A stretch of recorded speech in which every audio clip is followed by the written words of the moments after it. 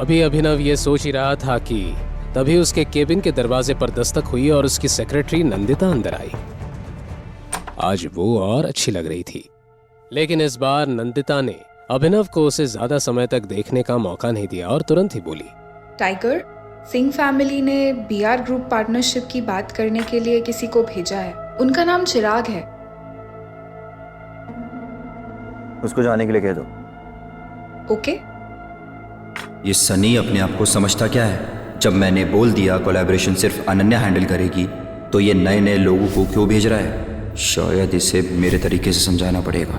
चिराग भी B R group के आलीशान ऑफिस के फर्स्ट फ्लोर पर इंतजार कर रहा था, लेकिन जब नंदिता ने उसे वहां से जाने के लिए कह दिया तो ये चिराग के लिए बहुत ही ज्यादा इंसल्टिंग था।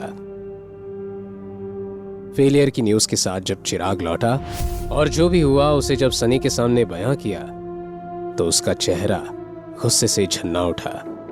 सनी पूरी तरह से हेल्पलेस था और अब उसके पास अनन्या को कॉल करने के अलावा और कोई ऑप्शन नहीं बचा था।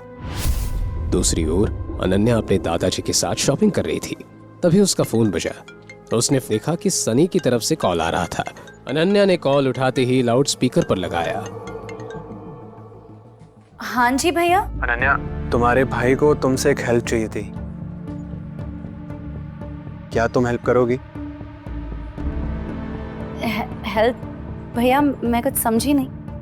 वो बात ऐसी है कि हमारे और बीआर ग्रुप के बीच में जो कोऑपरेशन हुआ था, उसको लेकर मैंने ये तय किया है कि आज के बाद हमारी सारी डील्स तुम हैंडल करोगी। तुम्हें कल ही बीआर ग्रुप के ऑफिस जाना होगा और वहाँ बात करनी होगी। हमें जल्दी से जल्दी न्यू आर्टिस्ट के पैकेजिंग कॉन्ट्रैक्ट साइन करने होंगे। ये सुनकर कल रात को जो कुछ भी अभिनव ने कहा वो अचानक से अनन्या के दिमाग में फ्लैश होने लगा। तो तुम एकदम से हाँ मत कहना। सॉरी भैया, आपने ये मैटर चिराग को संभालने के लिए दिया था ना, तो मुझे लगता है कि हाफ वे डन ही हो गया है, तो उसे ही संभाल दीजिए। वो क्या है ना, अगर 4 लोग एक खीर बनाए तो खिचड़ी बन जाती है। चलिए भैया, मेरे पास और भी बहुत काम है, बाद में बात करती हूँ।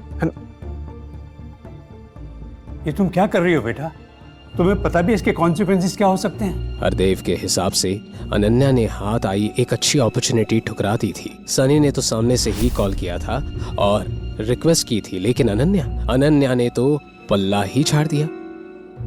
अनन्या डिजाइनर बुटीक से बाहर आकर एक बेंच पर बैठ गई और उसने तुरंत अभिनव को एक मैसेज किया। दूसरी तरफ अभिनव फोन पर अकरम से बात कर रहा था। उन दोनों का प्लान था कि आज का लंच साथ में करते हैं। जैसे ही अभिनव ने फोन रखा वैसे ही उसने देखा कि अनन्या ने उसे मैसेज किया है। अभी थोड़ी देर पहले भैया का कॉल आया था। वो मुझे कह रहे थे कि बीआर ग्रुप के साथ अब मुझे ही कॉर्पोरेशन करना है। मैंने उन्हें मना कर दिया। अब मुझे क्या करना चाहिए? जब अभिनव ने ये मैसेज पढ़ा तो उसका दिल खुशी के मारे गार्डन हो गया था। अभिनव को अच्छा लगा कि उसकी बीवी ने उसकी बातें सुनना और मनाना शुरू कर दिया।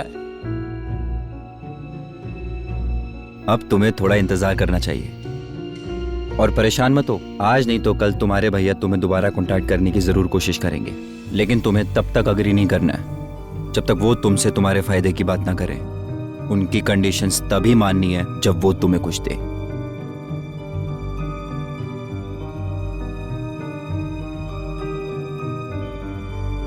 आज बहुत दिनों बाद अभिनव की मुलाकात अकरम से हो रही थी। एक अकरम ही तो था जिसने अभिनव को उसकी असली पहचान से रूबरू करवाया था, टाइगर नाम से रूबरू। Tiger, welcome welcome welcome. आओ, इधर बैठो। अकरम ने अभिनव को सम्मान देते हुए मेन चेयर पर बैठाया और कहने लगा कि उसने उसे एक खास मकसद के लिए बुलाया है। उसके बाद अकरम ने जैसे ही एक ताली बजाई वैसे ही काले कपड़ों में एक आदमी उस कमरे में आया। उसके हाथ में एक छोटा सा बॉक्स था। अकरम ने उस आदमी के हाथ से उस बॉक्स को लिया और अभिनव को देखने लगा। इसे मैंने खास तुम्हारे लिए प्रिपेयर किया था। पिछले 18 सालों से ये अमानत मेरे साथ थी, लेकिन अब वक्त आ गया है कि ये उसके हाथों में जाए जिसकी अमानत है। अकरम अंकल,